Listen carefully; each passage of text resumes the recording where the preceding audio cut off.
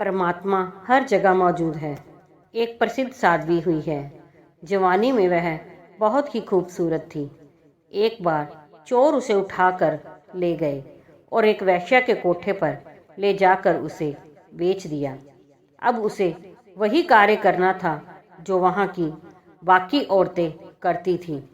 इस नए घर में पहली रात को उसके पास एक आदमी लाया गया। उसने तुरंत बातचीत शुरू कर दी।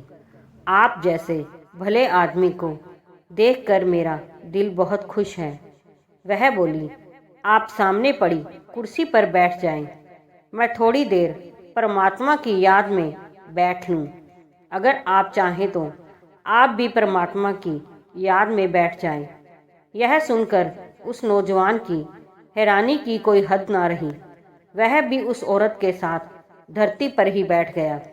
फिर वह उठी और बोली, मुझे विश्वास है कि अगर मैं आपको याद दिला दूं कि एक दिन हम सबको मरना है तो आप बुरा नहीं मानोगे। आप यह भी भली भांति समझ लें कि जो पाप करने का आपके मन में चाह है वह आपको नरक की आग में धकेल देगा। अब आप स्वयं ही फैसला कर लें कि आप यह पाप करके नरक की आग में कूदना चाहते हैं या इससे बचना चाहते हैं। यह सुनकर नौजवान हक्का बक्का रह गया। उसने संभल कर कहा, ऐ पवित्र औरत, तुमने तो मेरी आंखें खोल दी, जो अभी तक पाप के भयंकर नतीजे की तरफ से बंद थी। मैं वचन देता हूँ कि फिर कभी कोठे की तरफ कदम नहीं बढ़ाऊंगा। हर रोज नए आदमी उस औरत के पास भेजे जाते। पहले दिन आए नौजवान की तरह उन सब की जिंदगी भी पलटती गई।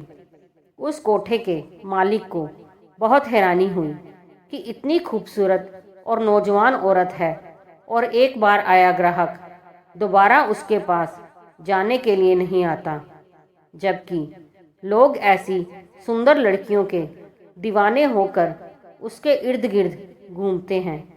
यह राज जानने के लिए उसने एक रात अपनी पत्नी को ऐसी जगह छुपा कर बिठा दिया जहां से वह उस औरत के कमरे के अंदर सब कुछ देख सकती थी। वह यह जानना चाहती थी कि जब कोई आदमी उस औरत के पास भेजा जाता है तो वह उसके साथ कैसे पेश आती है। उस रात उसने देखा कि जैसे ही ग्राहक ने अंदर कदम रखा, औरत उठकर खड़ी हो गई और बोली, आओ भले आदमी, आपका स्वागत है। पाप के इस घर में मुझे हमेशा याद रहता है कि परमात्मा हर जगह मौजूद है। वह सब कुछ देखता है और जो चाहे कर सकता है। आपका इस बारे में क्या ख्याल है? यह सुनकर वह आदमी हक्का बक्का रह गया। औरत के शब्द इतने सहज, निष्कपट और दिल को छू लेने वाले थे कि उस कोठे के मालिक की पत्नी भी बाहर आकर अपने पापों का पश्चाताप करने लगी। फिर उसने कहा, ऐ पवित्र लड़की, तुम तो वास्तव में साधु हो। हमें कितना बड़ा पाप तुम पर लादना चाहा। इसी वक्त इस पाप की दलदल से बाहर निकल जाओ।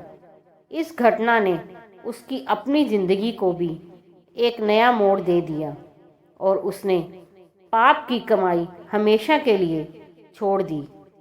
ईश्वर के सच्चे भक्त जहाँ कहीं भी हों, जिस हालात में हों, वे हमेशा मनुष्य जन्म के असली उद्देश्य की ओर इशारा करते हैं और भूले भटके जीवों को नेकी की राह पर चलने की प्रेरणा देते हैं।